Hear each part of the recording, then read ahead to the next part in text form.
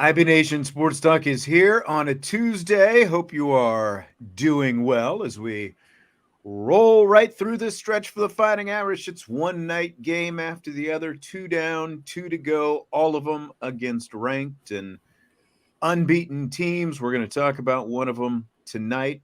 Jesse's got his whiteboard ready to go. We're not going to do that right now. Is your whiteboard hand like is it set? Is it primed? Like where are you right now? I am cocked and loaded. I would say I got the trigger. I got the trigger pull, or sorry, the it's cocked up and ready to be pulled, baby. I forgot that playoff baseball was on today. We've got the wild card rounds. They started today. I flipped it on late, and I got Michael K and A Rod. So I don't know how excited I was about that. So you're telling me you put that on mute?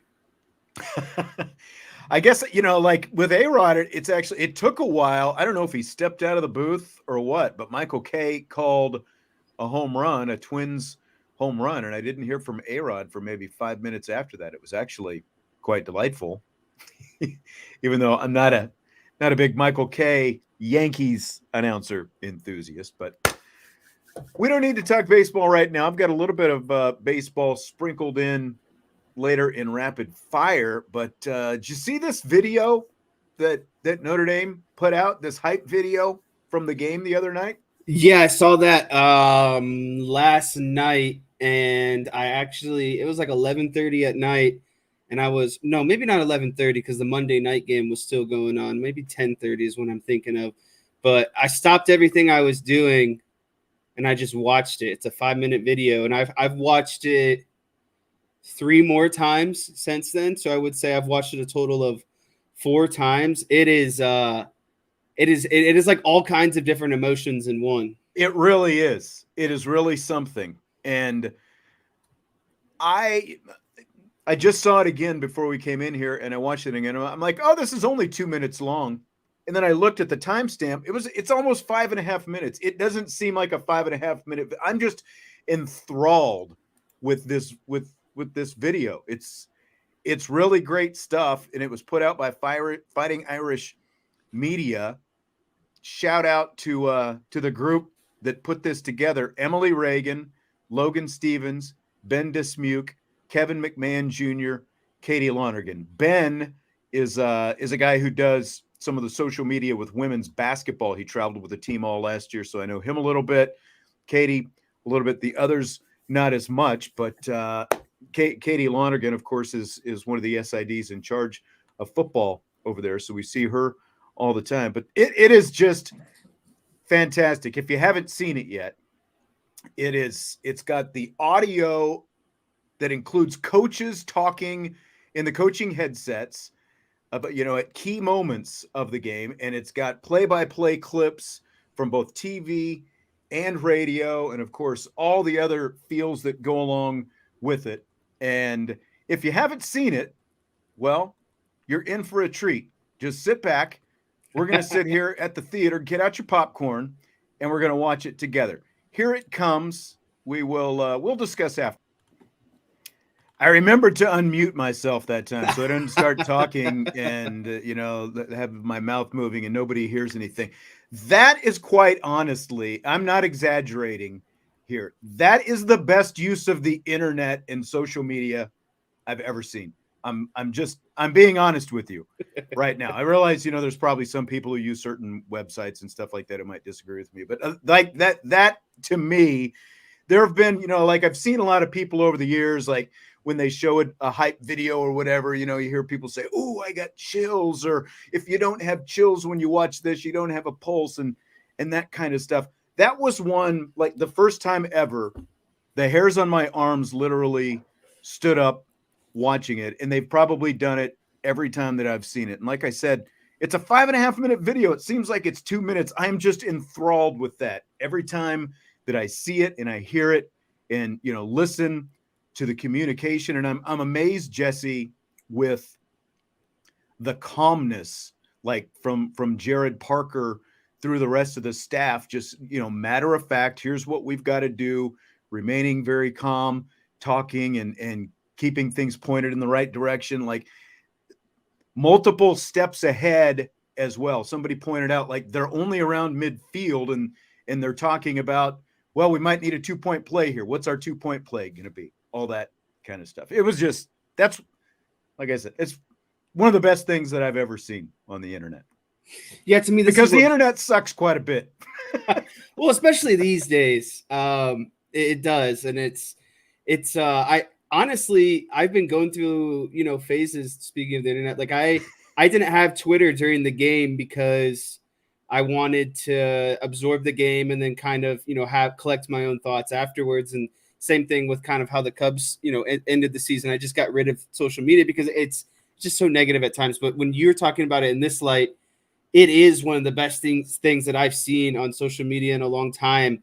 And just, again, talking about like all the different emotions of just like excitement, like tears of joy, and then wanting to run through a wall almost after watching that. And then, like you said, that it's just everyone is so calm and collected as they're going down the field. Like they have all the most confidence in the team that they're going to get this done.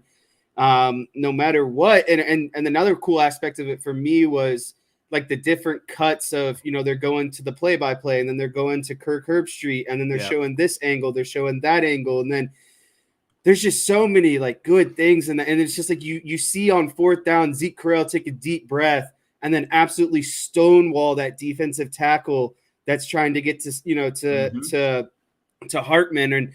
And then you start talking about, the clutchness of Rico Flores, not only on the pass over the middle to get the Irish across midfield, and then obviously the 2-point conversion play, and then Mitchell Evans stepping. It just, everyone stepped up in a different way on that drive. And in just the way that the media team was able to encapsulate that entire drive, it's like, how do you not show that to every recruit and say, how do you not want to come here and play? I mean, just the fact that they were like, I cannot recall it, and I watch a lot of like NFL films and different, all kinds of different media, sports related media and stuff like that.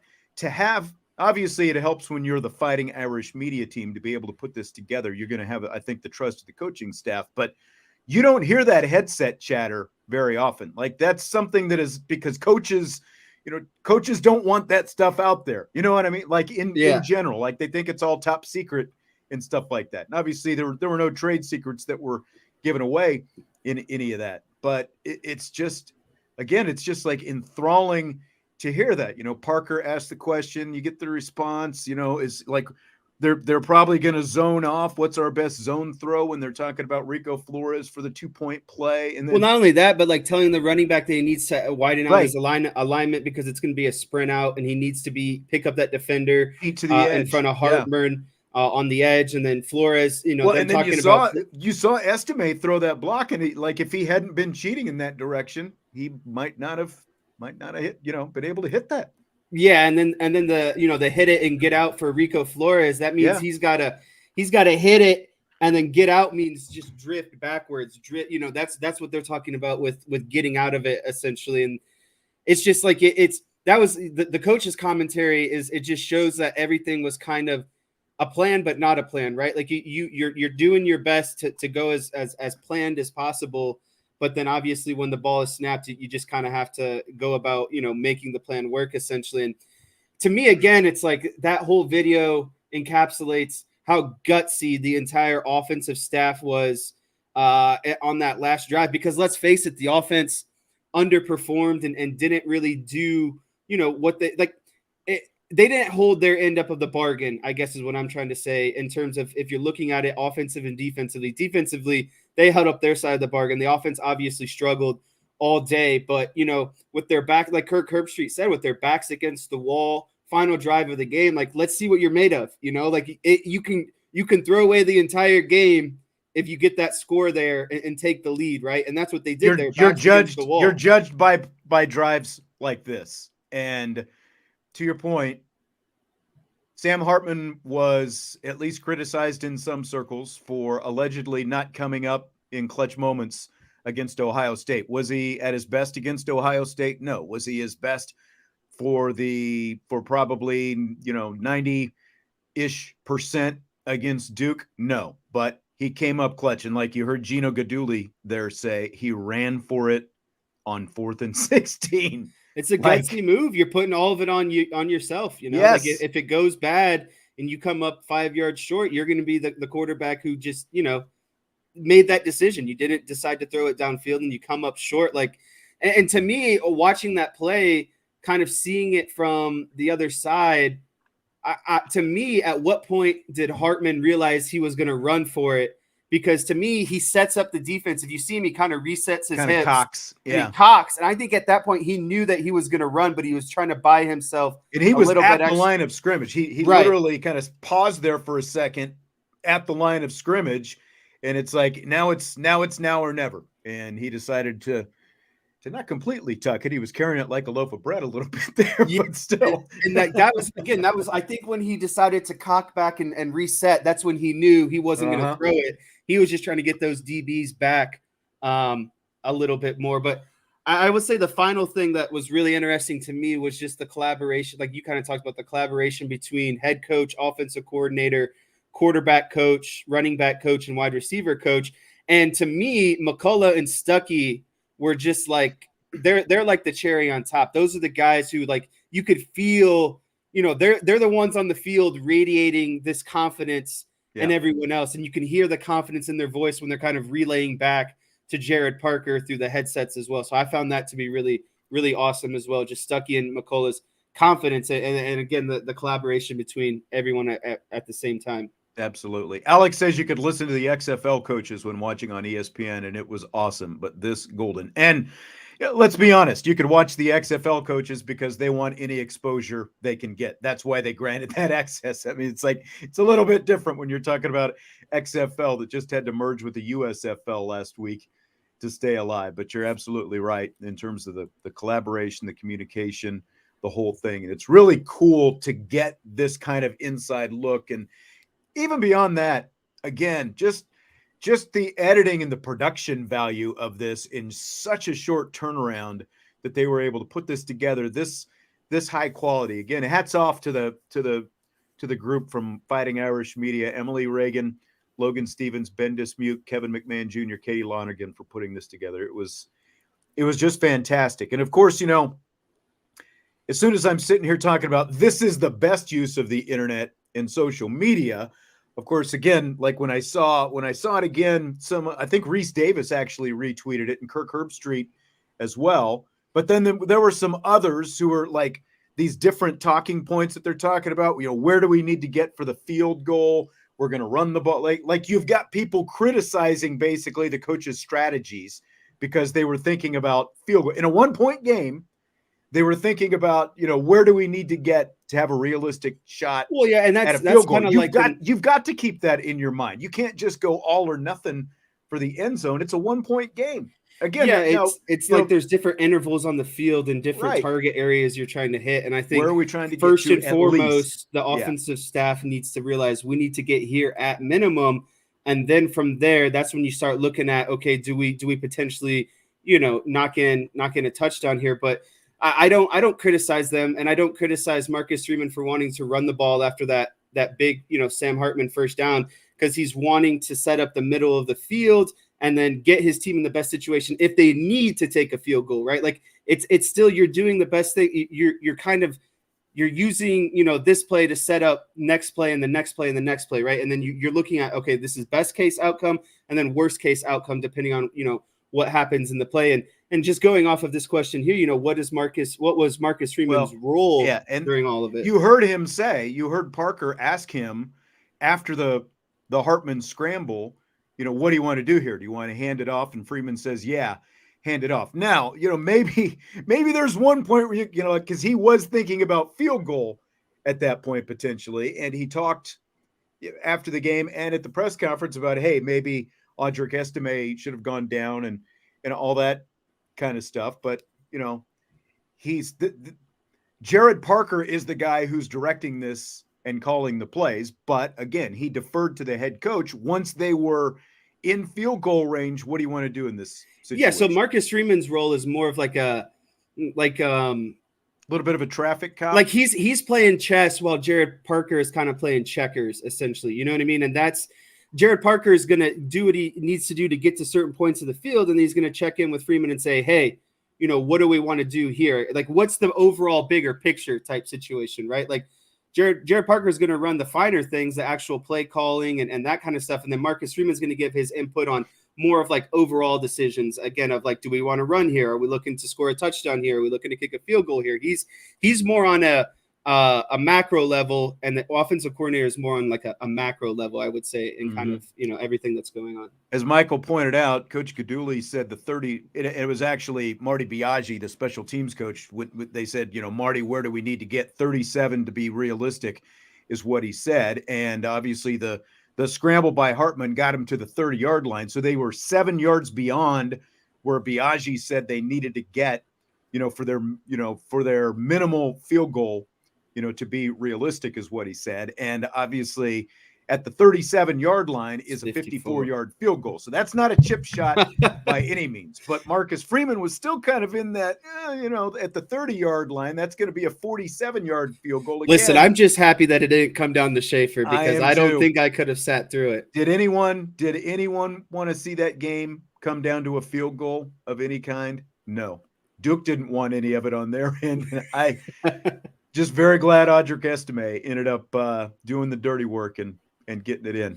Well, the thing is that play was pretty well bottled up. He just found a cutback lane, and everyone kind of over pursued in terms of defensive line and linebackers, and that's all Audric Estime needs. One cutback, and he's gone, baby. Yeah. And Vince and I were talking yesterday about 4th and 16, and some people have posted some ideas on yesterday's YouTube video of a name for that play. I tell you, and especially, again, like when you hear Gino Gaduli say, he ran for it on 4th and 16, it's like that play, if that play happens against Ohio State, we're talking about it in an even much, kind of grander spectrum, I think, right now. But that play, Sam Hartman obviously learned from Ohio State. Not just that carry, but there was the carry earlier where he converted one, where he put his shoulder down and made sure that he finished the run. He obviously learned from that and, had the guts. Not too many quarterbacks, especially, not that Sam Hartman is slow, but especially, he's not a, like a Jaden Daniels or, those kind of. Well, he's not a bruiser either. He doesn't have size. He doesn't have speed. It's just all kind of like it's just average everything. And I couldn't like, as soon as I saw him rolling out, I just remember being like, he's gonna run for this, isn't he? And I didn't think he was gonna get it. I just thought 15, 16 yards was gonna be a little bit too much for him, and he did enough. And again, I to me it goes back to when he reset his hips and kind of gave that cock, because I think that pushes back the DBs, or at least gives them a hesitancy for another second, while Sam is still gaining ground, and they're kind of stagnant or losing ground. What helped him as well, and if you watch any of the Upon Further review that Brian and Vince did Sunday night, they're looking at this play, and they've got the All-22 film, and Rico Flores is sitting down there, and there's a DB in front of him, and the safety starts to cheat over. I think Rico Flores' presence there when Hartman does cock his arm definitely helps. But at the same time, as Hartman starts to take off, the corner, one, he took a bad route to try to get to Hartman. Two, he really kind of hesitated. He was a little hesitant even making his break, and he didn't come at him really aggressively, and that definitely helped Hartman out. But it's just a gutsy run by Hartman with 16 yards to go, pick up 17 to get a first down. So again, that's just a really fantastic video. I'm glad we got to watch that, and I'm glad that they made that as well. You want to get into some deeper football stuff now, Jess? Yeah, that's what I spent most of my homework doing. So okay, I think that's the best thing to get into. Just give me. I don't know. This DK, is this the guy that was going by a different name last week? Why are we bagging on Hartman? Rough host. Yeah, that's a good friend of ours. Corey, simply known as 4th and 16. The Sam Scramble that John Kristofik mentioned, that's got a little ring to it right there. The Sam Scramble. I like that one. Yeah. Do you want to talk about Howard Cross's day with the 13 tackles? Yeah, I think getting into like the biggest thing I wanted to kind of get into today was Al Golden's defense. And to me, Al Golden's defense is underappreciated. They've been terrific. And in terms of these last two games, Ohio State and Duke, I thought the defense has actually played better than the offense. And they've been doing a lot of stuff. Like Al Golden is just like a master at disguise, whether that's coverage, whether that's how he's able to stunt different linemen, how he's, what he's doing with Marist Liufau, as when he's bringing him. It's just, I love Al Golden's defense. And again, I think he catches a lot of heat because, like we've talked about before, it all comes down. And when the timing of some calls, I think, is probably the biggest timing thing. of some calls. And then when you're in these close games, everyone hyper focuses on basically the last drive or last two drives of the game. And that's been one of Al Golden's deficiencies is he can't get a stop. Sometimes it seems like when they really need a stop after he's been getting stops, majority throughout the entire game. And so I would first kind of like to go into some Howard, like all of the stuff I'm going to talk about kind of all plays into each other, I guess is what I'm getting at is, Howard Cross's play influences Marist Liufau's play. Marist Liufau's play, influences Howard Cross. And then again, some of the stuff that they're able to do defensively in terms of coverage. But I think it's worth stating, Al Golden and this defense held, the quarterback, Duke's quarterback, Riley Leonard, to his lowest overall PFF grade and passing grade in almost 2 years, right? And you don't just do that by accident. And it looks like a lot of 5-man pressure, a lot of maybe cover 1 at the snap that morphs into cover 2, that morphs into Marist Liufau as a spy, as Howard Cross is stunting. So all of these things they all kind of coincide with each other. So the first thing I'd like to look at is coverage wise, what Notre Dame did in order to confuse Riley Leonard all night. So let me find that one first. I spent the last 2 hours, hour and a half kind of preparing for this. I think you need to come up with some obvious names on your files, like confuse. So this play is, I believe it is 3rd and 10 around Notre Dame's 20. And this is the first drive that Notre Dame was inside, Duke was inside Notre Dame territory, right? So this is right before their first missed field goal, I believe. So what I really like about this play is right off the bat, Notre Dame is showing 5 linemen, 1 man in the middle, 1 high safety, and then with trips over here to the left side, you have three defensive backs, and again, kind of 1 safety over the top. And then going into the boundary here, there's the single wide receiver and the single corner, right? So right now it looks like man across the board, cover 1 man with the safety over the top. And what I did here is I gave kind of initials for who is where to give a better perspective. So right now, Marist Liufau is between the defensive end and the defensive tackle. And then Bertrand is between the defensive tackle and the defensive end on the other side. And then DJ Brown is kind of he's lined up as a linebacker, but he's not really a linebacker. And so again, on this play pre-snap, you have 5 men on the line of scrimmage, and it looks like cover 1 man. But then at the snap of the ball, these guys immediately drop out. DJ Brown is going to drop to this middle of the field. The other safety is going to take the other middle of the field. And so now we're into a cover 2 man. Bertrand sees the back swing out of the backfield, so he's got to drop and run with the running back into the flat because, again, they're still showing man. It's still man underneath. And then what happens here is, these guys end up stunting. And then Marist looks like he's going to, bring a pressure. And then he actually drops back and replaces DJ Brown in the middle of the field to act as a QB spy. And, that's something that we've talked about when Notre Dame plays these more mobile quarterbacks, like they've played Brennan Armstrong, they've played the quarterback from Tennessee State, and now they've played Riley Leonard.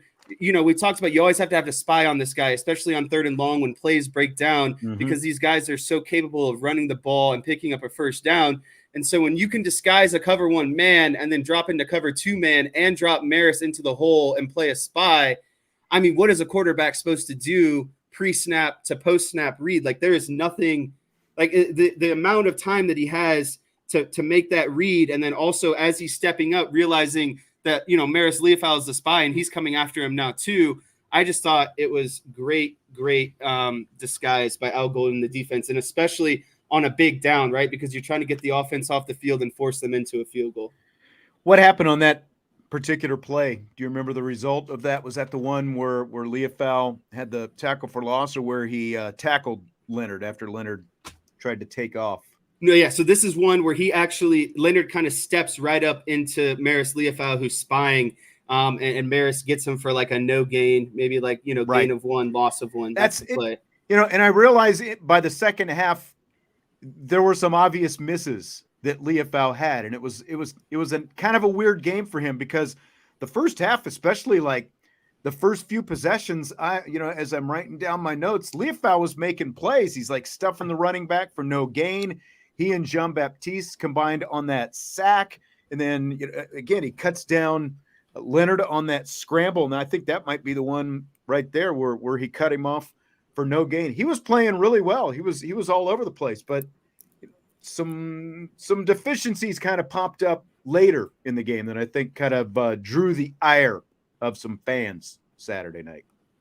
So I think the thing with Marist Liufau is, and who's to say that when Duke went into to halftime, their adjustments were centered around Marist Liufau, because let's face it, in the first half, he was all over the place. He was stopping the run. He was a quarterback spy. I saw him on the perimeter on a flat route that he blew up or, got in the way of, so it was an incomplete pass. Like, Marist Liufau does a lot of things. And I think the reason why Marcus Freeman and Al Golden love him so much is that he is a very versatile player. He is great in performing stunts, right? Like, I'm showing right here how Bertrand, Marist, and 3 other linemen are showing a 5-man, line right now.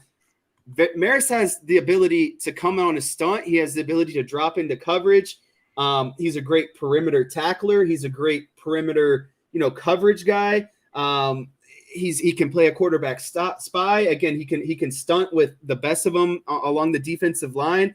I just think that Marist Liufau doesn't get enough credit for his versatility and the amount of things that this defense asks him to do. Sure, does he have deficiencies? Yeah. Could he tackle a little bit better? Sure. Does it look like every now and then he's kind of running with his head cut off? Yeah. But those are all, I would take that for, again, the versatility that Marist provides, in terms like on this defense. I think no one is asked to do more than Marist Liufau in terms of playing in the run game, playing in the coverage game, stunting, playing a quarterback spy. Like, he can do it all. And so Marist Liufau's versatility really is what makes him the player that he is. And I'm still going to stick with, I think that Duke singled him at the half and made adjustments based off of what he was doing, because he was blowing up a lot of stuff in the first half. I agree. All right. What else you got? That's let me see. I think you've got to drop that out of the studio, or I would drop both of you at the, like you would go with it the last time I tried to do that. So, yeah. So go ahead and bring up your next slide, and let's see what you got.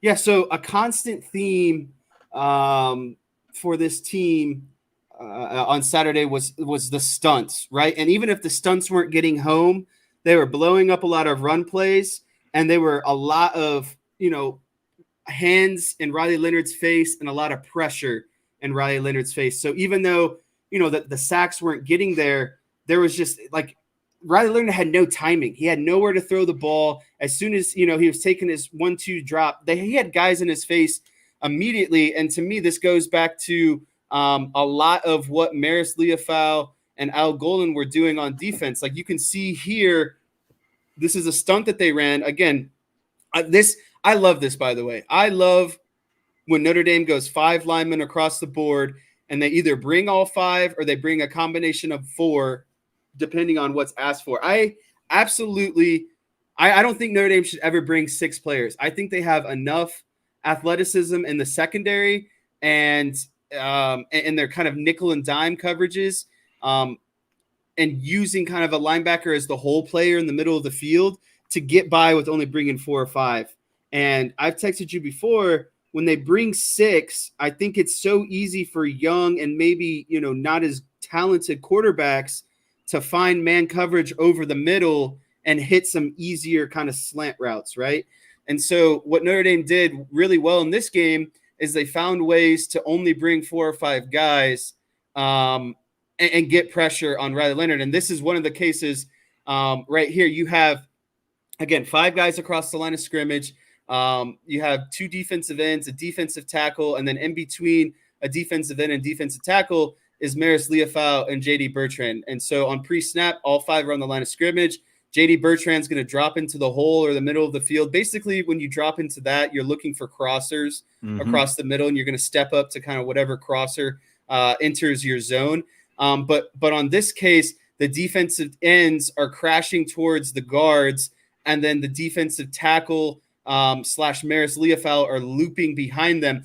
And the reason why this play works is because the defensive end really has to stem this right guard, right? Like he has to get into his shoulder and start working him upfield. That way it kind of clogs it up, and this inside guy can loop around him. And this was, again, a common theme that we saw throughout the game was different kind of stunts. And then another one that I really liked, and this might not be the exact configuration.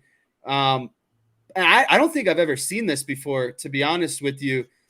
They put Riley Mills and I can't remember who the defensive end was, but they allowed the defensive end to crash the RPO, and Riley Mills had to quickly work over the top and take the quarterback if he doesn't hand it off to the running back. I've never seen a defensive tackle replace the defensive end and have to cover the RPO scheme. I think that's a credit to Al Golden. More importantly, that's a credit to Riley Mills and his athletic ability to get to have the lateral quickness to get to the edge, essentially. I've seen people saying that Riley Mills doesn't move that well since bulking up, but just what you're talking about right there, he obviously was able to move. And I thought that was a very, they pointed that out during the broadcast, and you don't see that often, because typically what happens when the quarterback is making that read, if the defensive end crashes, that's when he knows he's going to take, because supposedly the outside is going to be open for him to take off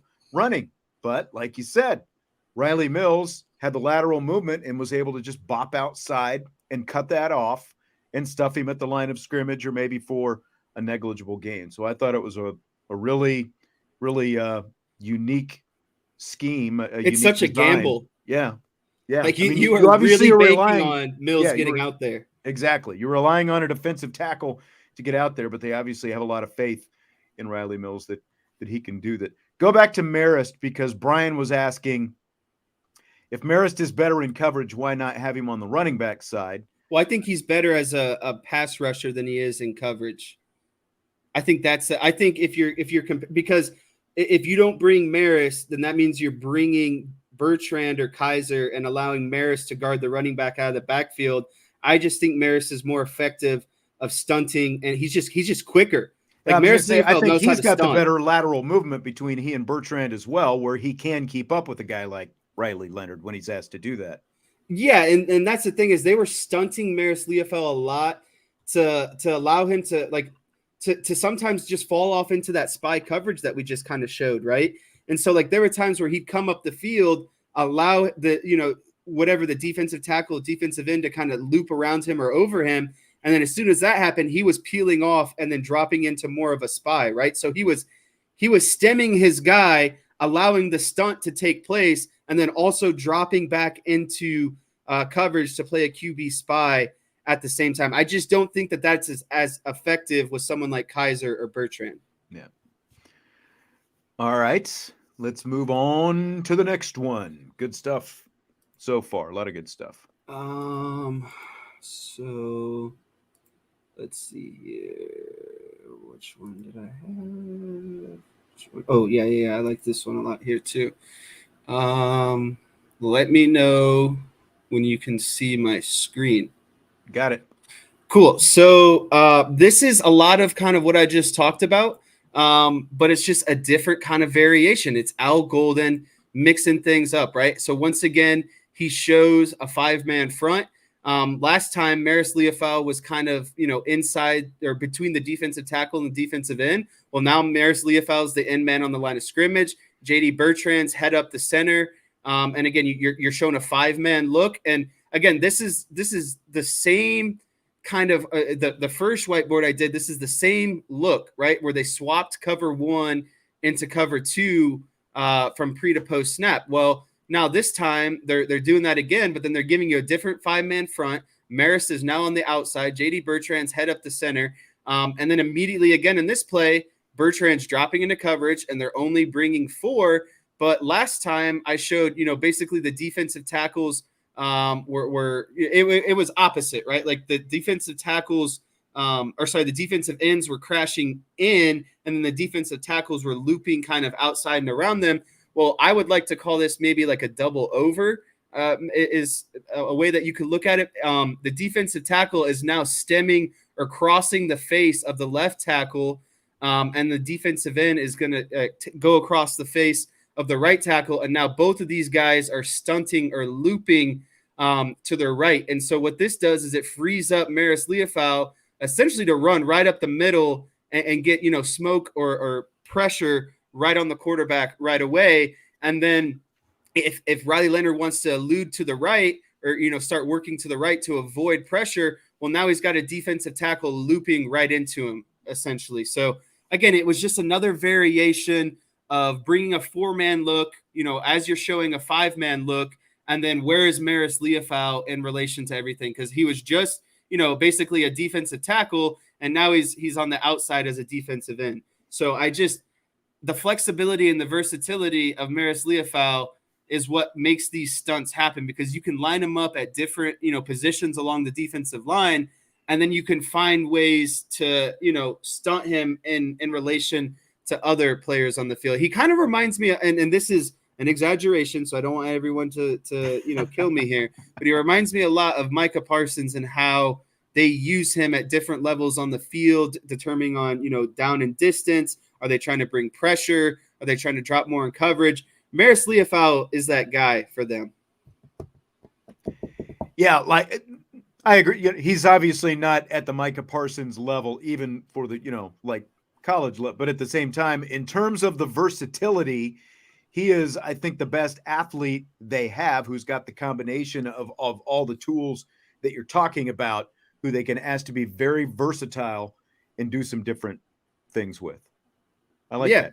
I'd never really thought of that before, but you're right about that. Again, Parsons is a different level, but yeah.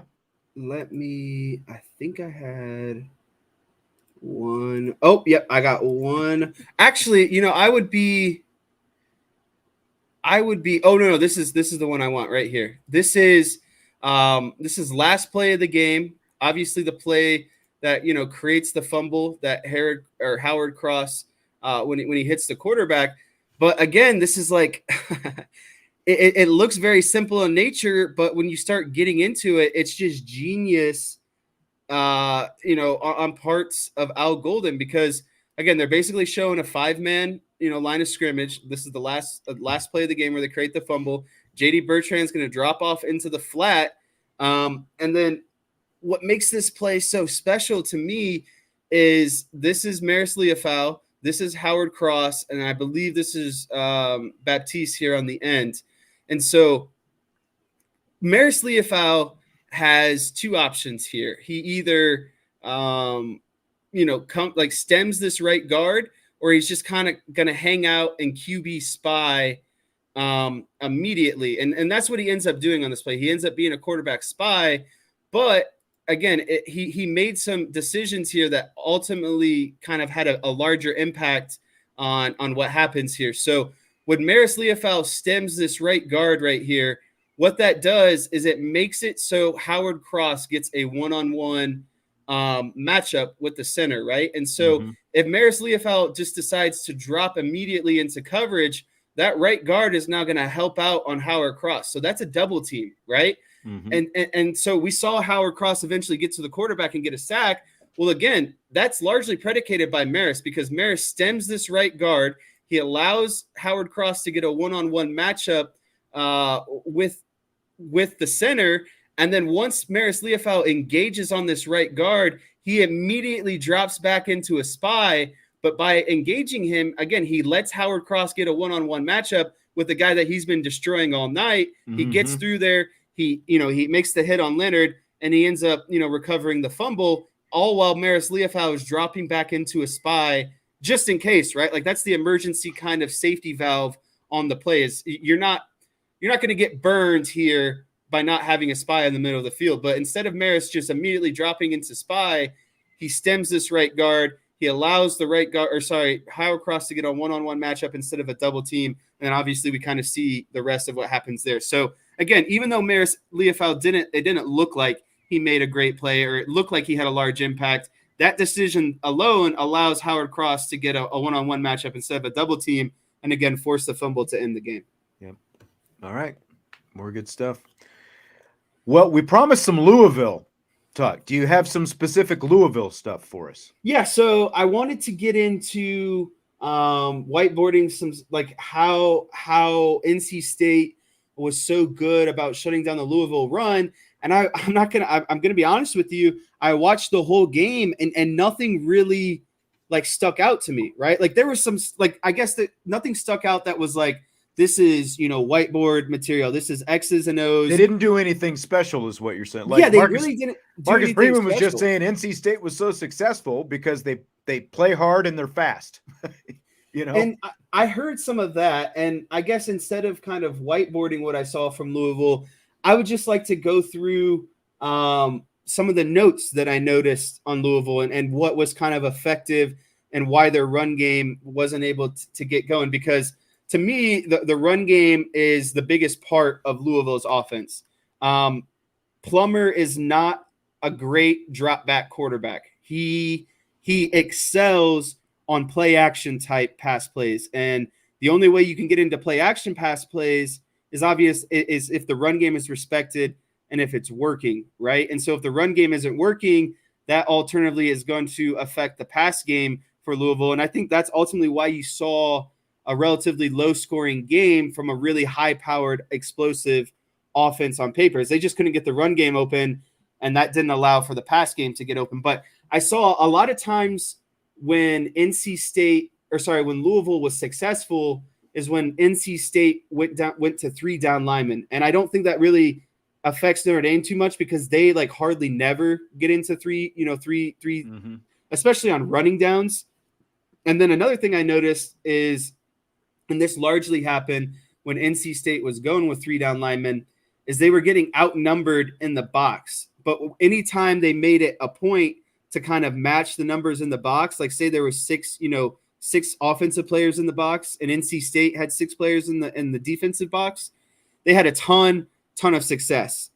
And that really is what it kind of boils down to. And I saw too, like Louisville's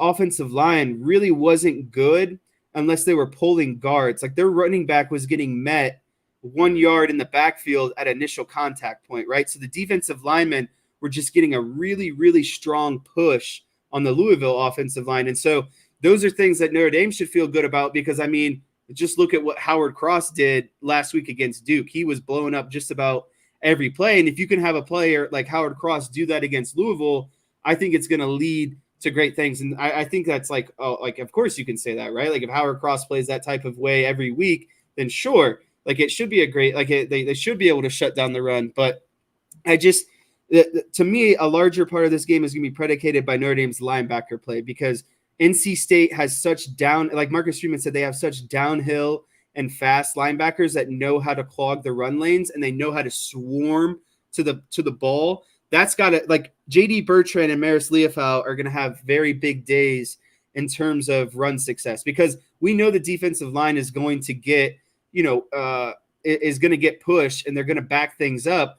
But what made NC State so good is their linebackers were cleaning up plays. They were swarming to the ball. They were filling run lanes and immediately making tackles. And they don't miss a lot of tackles either. And that's been a bigger knock, I think, on Marist, Liufau, and JD Bertrand is you got it when you hit someone in the backfield, you got to bring them down. And you can't give these running backs a second chance, essentially. Yeah, interesting because they've got, one of the running backs is among their best receivers just in terms of yards per catch. They've got, a wide receiver who's averaging over 25 yards per catch, only 7 receptions, but 25 yards per reception.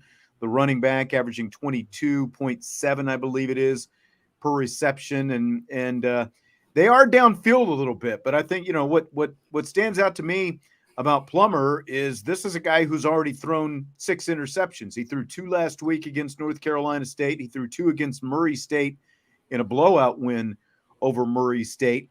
Notre Dame got to him when he was with Cal last year. They sacked him 6 times in that game. He is not mobile by any stretch of the imagination. And as you said, play action is such a huge part of his game. So, well, let's face it. Does a quarterback transfer to 3 different schools in 3 different years if he's a really good elite thrower and quarterback? Like, you got to take those. Like, and when I was watching the game, he missed throws against North Carolina State. Like there were opportunities for him. He just simply couldn't get the ball there. And I just think there's a lack of overall quarterback talent in terms of Jack Plummer's play. Like I would say he's like a solid 6 or 7 out of 10 in terms of like a quarterback ranking at the end of the day. And so I'm not overly worried about his arm. I'm more so worried about what he can do to you in the play action game. So I think Notre Dame's Notre Dame's defensive strategy going into this week is to shut down the run and make Jack Plummer beat you with his arm, make him expand the field with his arm, essentially. And once he maybe proves it a little bit, that's when you can maybe start expanding out in coverage just a little bit more. I agree. Kenneth, I love how you mentioned the Cowboys and everyone pounces on it right away. Kenneth says, talk about how the Cowboys will go 2 games behind the Eagles because they face San Fran. I mean, I'm not looking This is the same team that just, went to overtime with the Commanders. Mm-hmm. I'm not looking forward to Sunday night. I will say that. But let's not forget, the Eagles are going to have to play the 49ers as well later in the season. So we'll see. We'll see how it all plays out. And you're right. They barely squeaked by Washington the other day. I think it's going to end up being a tighter race than a lot of people think, but we don't have to get hung up there. All right. So any more on that before we I just think move along? I really want to highlight the play of Howard Cross. I know we talked about him a little bit. Marcus Freeman talked about him. I just want to give some kind of overall notes of what makes, because he was obviously the guy that stood out the most on defense this week, right? He had like the forced fumble, the 13 tackles, couple sacks, couple QB hits, couple QB pressures. He was tremendous, especially like from a defensive tackle perspective. When you listen to Marcus Freeman talk in his press conference, the things that he said about Howard Cross is that he's confident in his skills. He's a great practice player, and he's always practicing with intent, right? And Marcus Freeman said if we could get everyone to practice like that, we would be an even scarier team, essentially. But the things that I noticed the most about Howard Cross is for the position that he plays, he's got strength and he's got quickness. Because to me, he's a little bit undersized, and so you would expect the quickness to be he's there. Only 288, so right? Yeah. But he's still so strong at the end of the day. He's got a great first step. He's got great hands to shed blocks. Like the amount of swipes and swims and all the different things that I saw out of him, because I watched the entire game just looking at Howard Cross too. At when I rewatched it, because I wanted to highlight some Howard Cross stunts and everything like that. But again, the thing to me that separates him is his lateral quickness. Once the block is defeated, he'll get off his block, and if he notices outside run, he still has the lateral quickness to shed his block and make a tackle on a guy who's still trying to maybe get to the tackle, offensive tackle, tight end range of like a veer or an outside kind of zone type play. He still has the quickness, the lateral ability to shed his block and get down the line of scrimmage. And to me, he's an elite tackler. Once he gets you, you're not going anywhere. He finishes just about every tackle that he engages in. So I really love his quickness and his hands off the ball. He's got really good quick hands to deflect tacklers. And sometimes he's just got the strength to bull rush guys. I think he's going to be, the Senior Bowl people were tweeting about it. He's the quickest guy kind of rising up the charts right now. And I think he's going to end up being a really good NFL player when it's all said and done. He's an interesting one because of the position he plays and all the quickness that he's quick for nose. I've been thinking about him. How does that translate to the next level? I think that's going to be a big question. You're probably right. The Senior Bowl is going to ultimately be huge for him in terms of how his future looks. Is that it? That's all I got. All right. Well, you know what that means. I got a question for you. You ready for rapid fire? Let me grab the oxygen tank, and then I think I'm ready for, all right. for rapid fire. So Mitchell Evans now leads the Irish with 18 catches and 272 receiving yards. Do you buy or sell him leading the team in both categories at the end of the season? I am going to sell that at this point in the season. We're at the halfway point. We've talked about this before. I just think with some of the wide receivers being, banged up recently and Mitchell Evans getting more of like a ideal kind of matchup, I would say that he's just been kind of the guy recently. But again, Sam Hartman's not going to lock in to anyone. He's not just going to throw the ball. And that's going to be the trend the rest of the season. I just think there's going to be a lot of guys hovering around the same amount of catches and the same amount of total yards. And so I don't think I have enough certainty to say that this guy or that guy is going to be the leading receiver in terms of receptions or yards. It just varies game by game. And then at the end of the year, I think a lot of those numbers are going to be very similar to each other.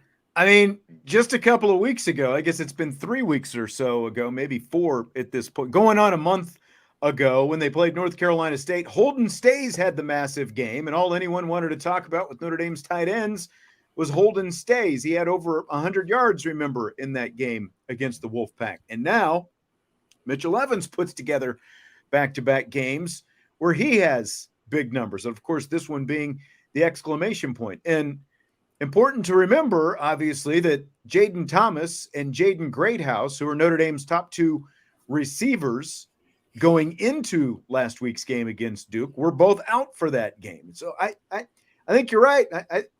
It's just going to keep getting spread around. It's going to be relatively even. This thing, there's going to be a cycle, I think, where Holden Stays kind of comes back, and we'll see more Holden Stays as well. So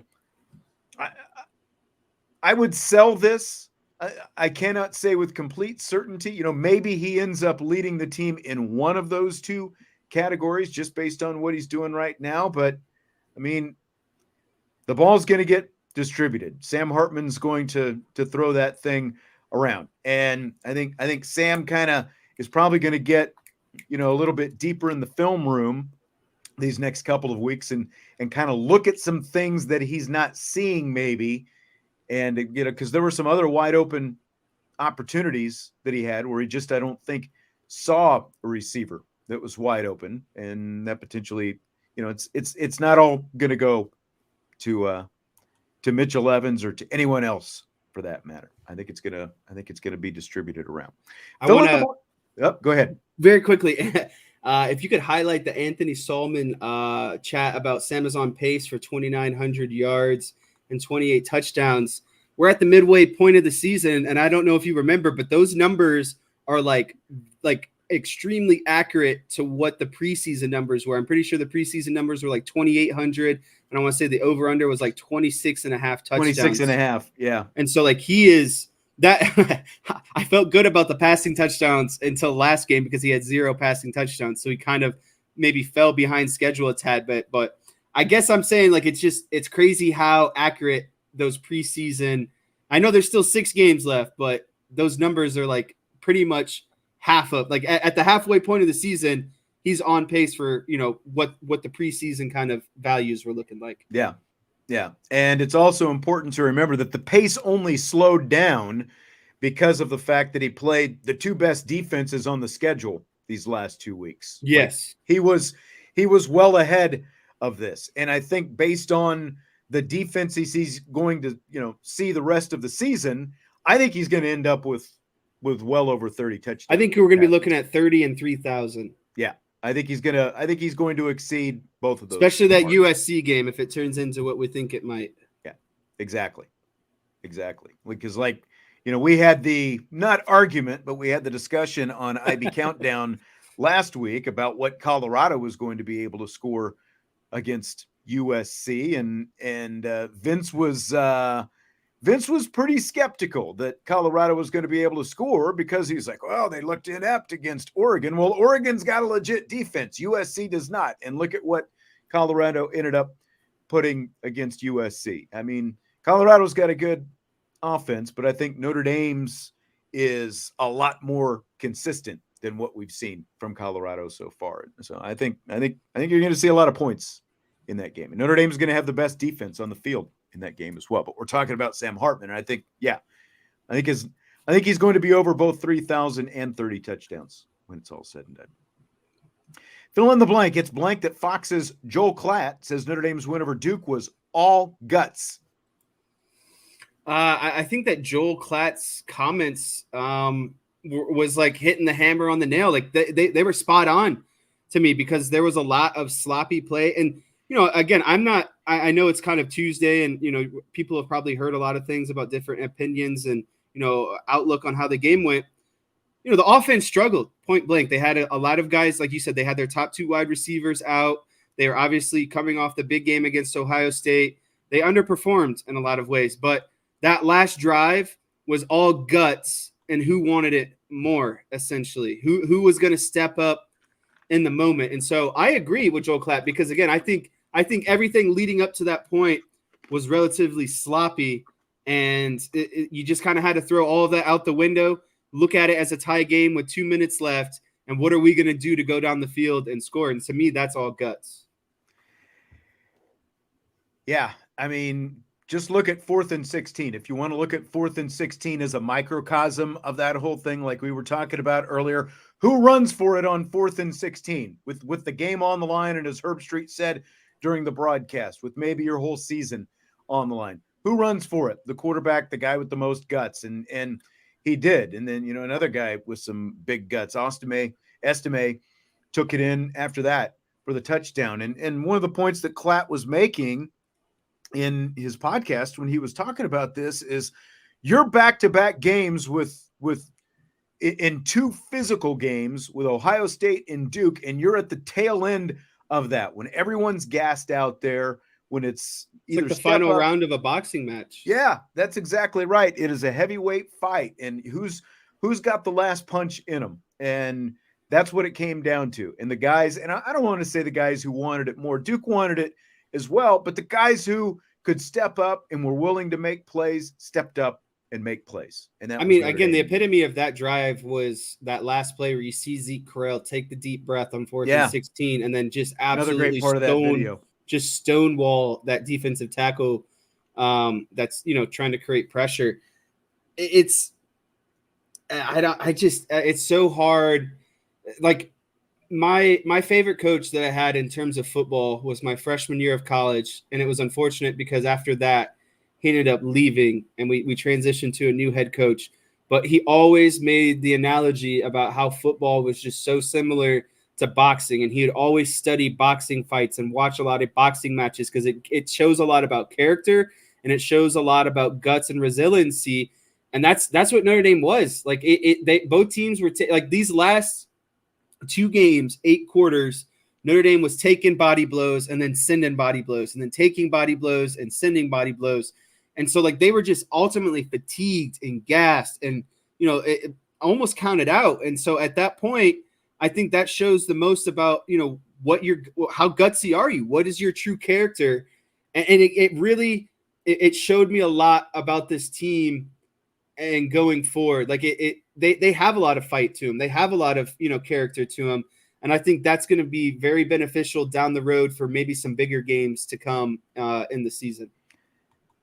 PTS Notre Dame Disorder says we won out of luck. They shouldn't have rushed 3. If they don't, they win. That may be true. But look at all the things we were pointing at about Notre Dame's strategy against Ohio State. It's really just a complete inverse, like a mirror.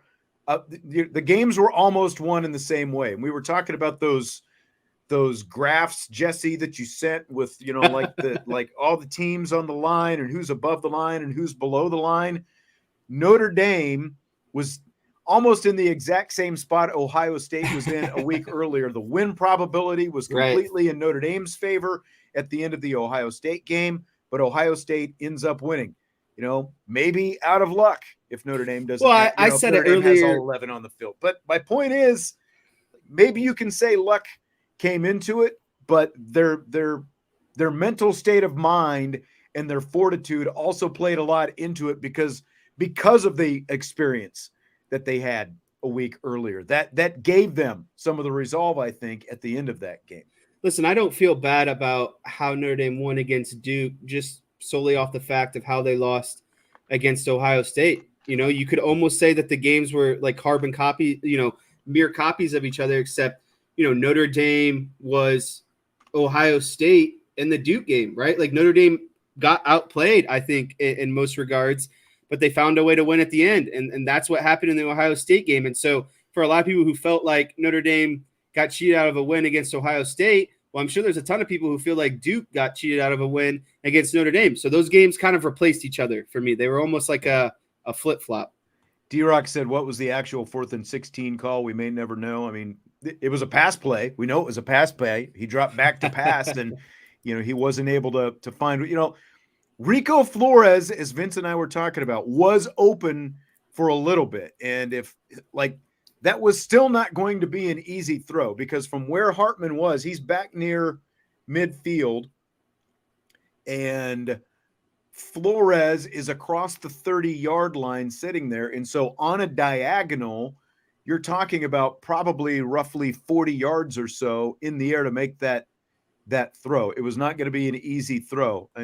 But it was obviously a pass play. Again, PTS Notre Dame Disorder says that performance won't beat USC.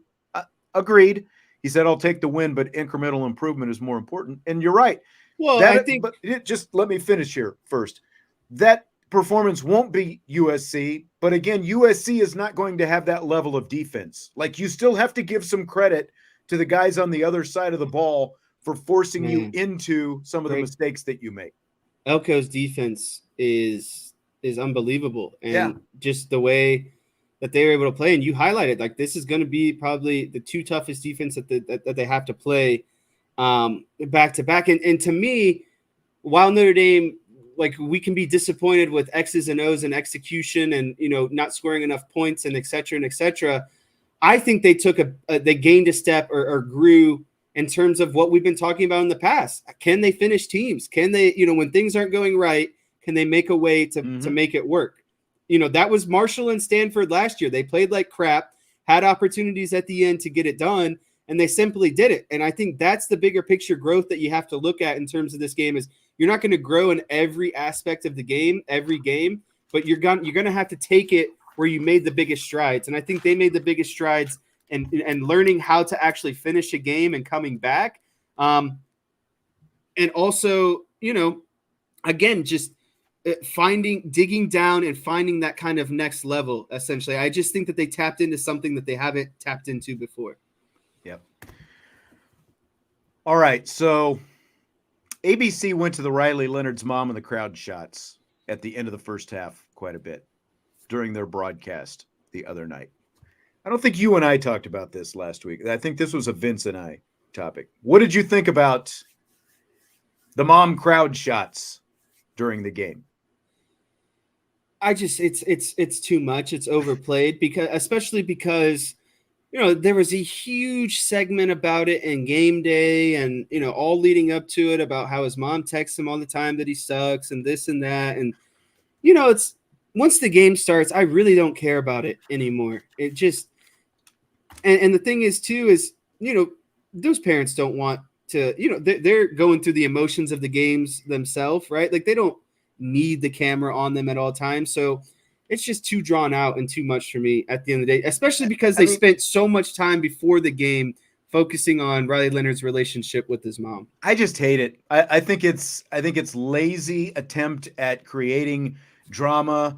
You know, it's like, oh, Riley Leonard's playing, and obviously I tweeted about this for those who saw it, you know, during the game. Riley Leonard's playing. Oh, now his mom is nervous as she's standing there in the stands, and obviously if he does something well, he's gonna be excited. It's like, how much do we need this? How many other guys had parents in the stands? There were a lot of them, I imagine, right? But you didn't see any of them. But for whatever reason, they decide they need that linger. So it's too much. It's too much for me, especially when they get hung up on it. You know, like every play, it's like, okay, here's the play. Now we're cutting back to mom and whatever she's doing, chewing her fingernails or texting or whatever it happens to be. It's just, it's too much. And I give, like, you don't see it in NFL games for the most part. There were some in the preseason games, like Aiden Hutchinson's family, and it was like his mom, you know, what just happened? Are you watching the game, or are you, what are you actually doing in the stands? I guess that leads to the other question, though. Would you rather see that or Taylor Swift reacting to everything the Chiefs do during the game? I would. I wish I could say neither, but I will say this. I guess I would go with the Taylor Swift one. NBC does a good job during Notre Dame games of not doing this cliche garbage that we're talking about with like the constant cutting to the parents. They have never, I'm not saying they've never shown a parent, but they've never relied on that to create drama during and like the whole Taylor Swift, it's like, okay, Isaiah Pacheco scored a touchdown. I guess we've got to show Taylor getting happy now because Travis Kelce's not scoring a touchdown.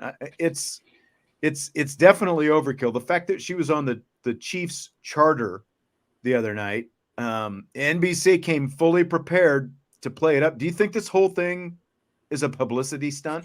Well, you kind of beat me to my hot take here. I have a conspiracy theory that the NFL reached out to these two and said, we want you guys to, basically entertain this idea of you guys dating, because the NFL is going to gain millions of new viewers and followers if they know that Taylor Swift is involved. They're tapping into a different demographic that they've never had viewership or an audience from in the past. And so if you're bringing on more and more viewers, and we know that's what it's all about in terms of viewers and generating money and everything, why not ask a guy to, one of the most popular NFL players and one of the most popular female artists to have some sort of relationship, because you're now gaining a group of people who probably have never watched football before. And that's exactly it. You've got the Swifties who are invading it now. And I don't want to get too hung up on this because we got people like One for the Kipper. Oh, let's not talk about Taylor Swift. But it's like, it's invading 2 weeks in a row. It has invaded the broadcast on 2 different networks. And if it's on a third network here coming up pretty soon, they're going to play it up as well. Like, do you remember when Tony Romo was dating Jessica Simpson? Oh, do you remember, yeah. like that whole everything was blamed on Jessica Simpson. Bad game. He must have been hanging out with Jessica Simpson. That's good exactly game. Right. Jessica Simpson must have given him a good kiss before the game. It's different when you're a tight end, though, I guess, than a quarterback dating a pop star. So I don't know. That was something. But they did, they didn't play it up quite the same.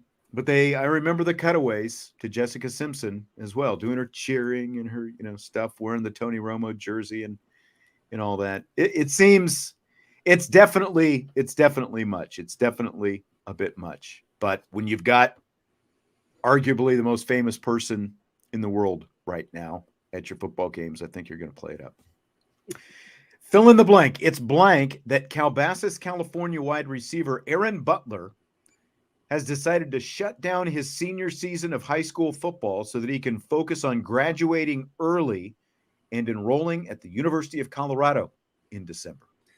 I think it's absolutely stupid because, I think that everyone should kind of get their full high school experience. And I think college is not always going to be there, but if you're a recruit like this guy, it's always going to be there, right? And so there's no reason to me to shut down the high school season early where it's guaranteed and the memories and your friends and, everything that goes along with it, that you're willing to take a gamble on. Like, what if what if he's a complete bust, or maybe he gets hurt and he never gets to play again type situation, right? And so, like, I get it in terms of if he's super talented and wanting to just, get ahead and enroll early. And, because we've seen guys at Notre Dame do that before, but we've never seen guys kind of shut down their high school season early in order, to get on campus a little bit quicker, at least at Notre Dame. So I'm not in favor of it. I don't really see the benefit of it, I guess is what I'm saying.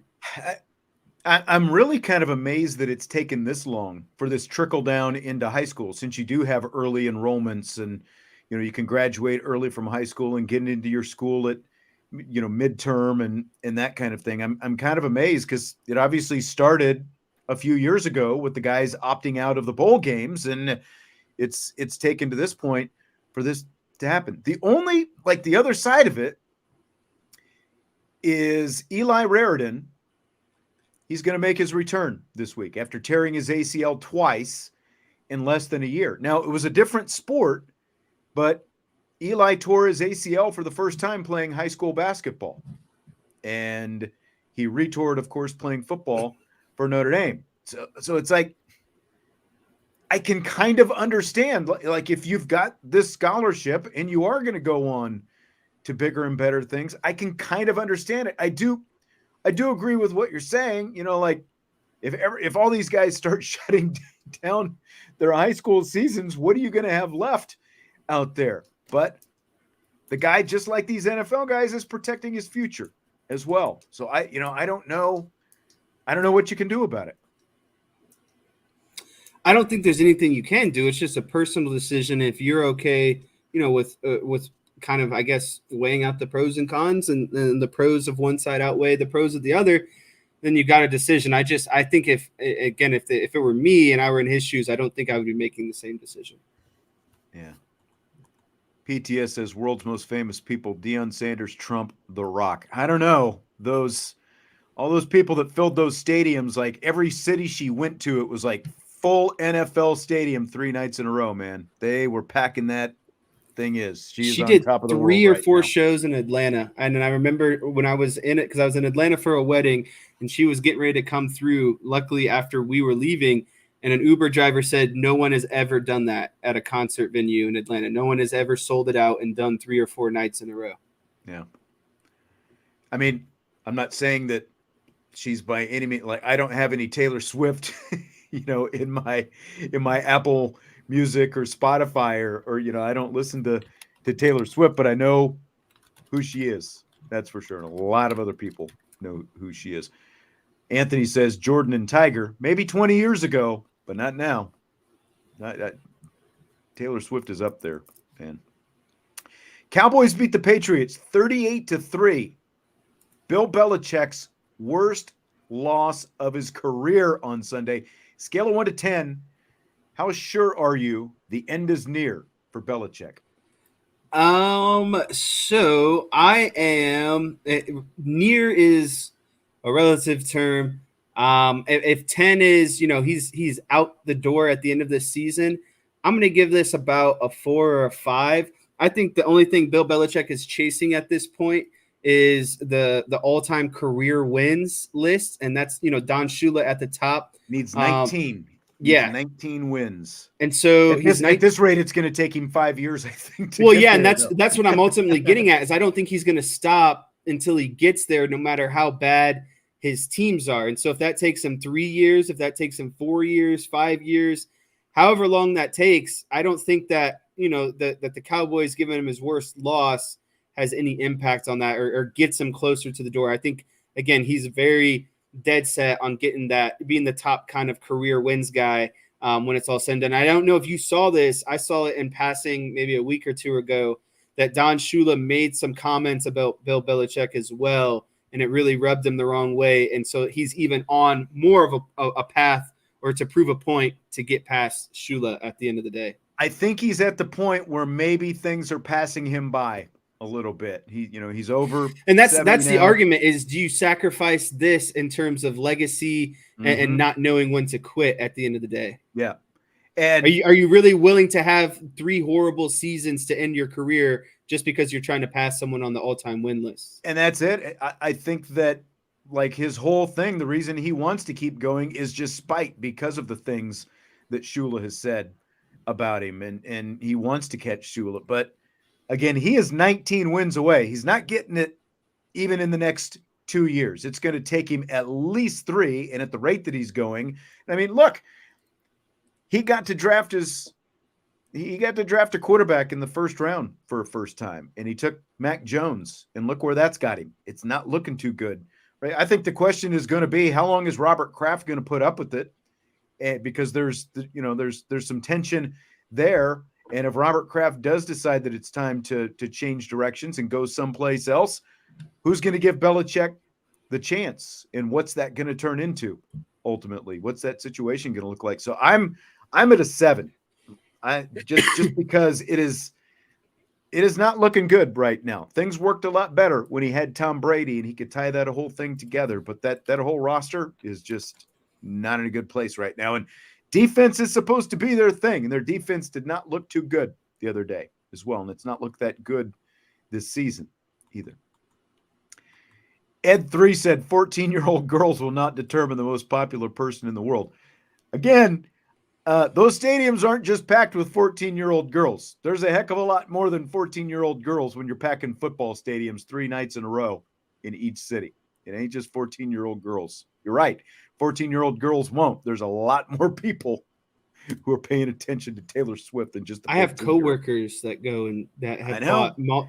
This girl I work with bought 3. She bought tickets to the Chicago show, the Cincinnati show, and the Pittsburgh show. I assume she's older than 14. Yeah, she's 28. Sorry, I got caught chomping on my ice. Buck Showalter dismissed by the Mets this week. Mr. Cubs fan, would you want Buck in Chicago on the north side next year? I wouldn't want Buck Showalter. I think the game is ultimately past him. I think the Mets made a bad decision in getting him. He was National League Manager of the Year last year. They won over 100 games last year. Yeah. I'm not buying it. I am, as much as so the thing is about this conversation, it would imply that David Ross is going to get let go, and that's just not going to happen. And so I just think that, implying him to be a Cubs coach, I don't know. I've not thought about the Cubs since. Am I reigniting something here? Yeah, ever since they got swept by the Braves, I've really just kind of put the season on the back burners. I've been slowly separating myself from the Cubs. Listen, on September 7th, they had a 90% chance of making the playoffs, and they're not in the playoffs right now. So now I don't think your guy, you're in Cleveland, you're a pseudo guards guy. I don't think your guy Tito, and I think it's more health stuff with him. It's the health stuff. Aside. Like if Tito were healthy enough to stick around, would he? Oh yeah. Like you'd go for that? Tito on the Cubs, baby. I think Buck Showalter is a good turnaround guy. I just too much stuff happened with that Mets, right? I just feel like they had a lot of injuries at the beginning of the season, and then who's their owner? Cohen, I think is his name.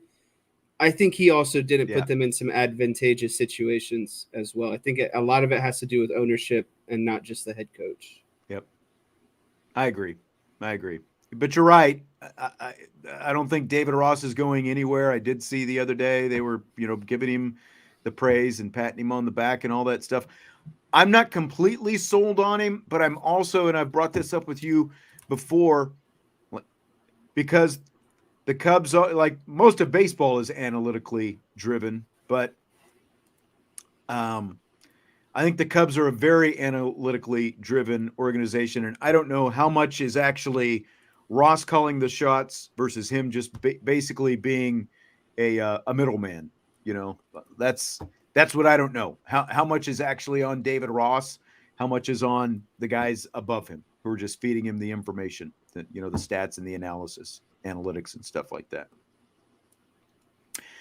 I wanted to mention Tim Wakefield, the former Pirates and Red Sox knuckleballer, before we wrap things up. He unfortunately, as people have probably heard, passed from brain cancer over the weekend. And when I think of Tim Wakefield, I think beyond the knuckleball, and you've seen a lot of people, like if you paid attention to social media and some other stuff these last few days, throwing praise at him. Like you talk about the ultimate team guy, the 2004 ALCS, when the Red Sox were in the midst of falling behind 3-0. Didn't he pitch on short rest? Well, no, he didn't. He didn't pitch on short rest. He was supposed to start Game 4, but Tim Wakefield, with his team, with the Red Sox getting obliterated in Game 3, gave up his start in Game 4, and said, and told Terry Francona, he got the last 9 outs of Game 3 when the Red Sox were getting blown out to save the bullpen, to give the team the chance to come back in Game 4. And like that to me is the epitome of what a team guy Tim Wakefield was. And like you've seen, so many good things said about it. I think he got overlooked as, again, a guy with a knuckleball, kind of a gimmicky thing. The guy was drafted as a first baseman, and when things didn't pan out for him as a first baseman, he worked on this knuckleball that his dad taught him, and he turned it into a long big league career, and obviously helped the Red Sox win a couple of World Series. So very, very sad, and especially just the way things transpired, the last few days with Schilling, making it public when Wakefield didn't want it public. But very, very sad. And again, like, rest in peace, Tim Wakefield, ultimate team guy, I think.